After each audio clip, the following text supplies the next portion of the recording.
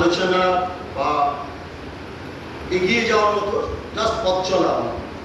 1993 act অনুযায়ী ভারতবর্ষের মানবিকতার আইনে যেটা বলা হয়েছে যে আমরা কাদের নিয়ে চলবো, কাদের নিয়ে আমরা এগিয়ে যাব, কাদের জন্য আমরা কাজ করব।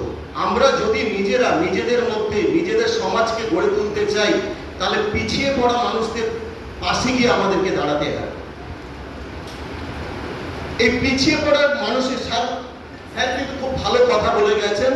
এনআরসি বা আমাদের এসআইএল খুব ভালো জিনিস উনি উল্লেখ করে গেছেন, ওনাকে ডেকেছিলেন।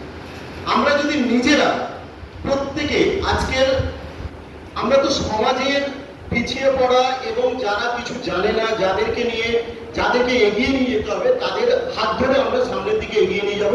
তাদের কাজটা করে দেওয়ার জন্যই কিন্তু আজকের হিউম্যান রাইটসের উপস্থাপিত হয়েছে সারা বিশ্বজুড়ে।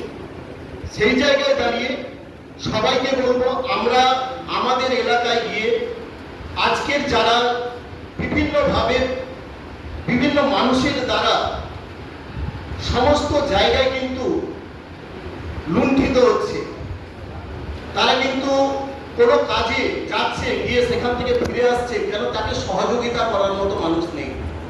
কোনো কিছু যদি সহযোগিতা করতে হয়, কেউ যদি সহযোগিতা চায়, তাকে কিন্তু কিছু বিনিময় প্রথাতে চলে এসছে। আমরা কিন্তু সেই জায়গাটাকে রুখে দেব। আমরা প্রত্যেকেই একজন ঢাল হয়ে দাঁড়াবো সাধারণ মানুষের জন্য। সেই কাজটা করার জন্য আজকের আমাদের এই সংগঠনের জন্ম বা এই সংগঠনকে এগিয়ে নিয়ে যেতে হবে।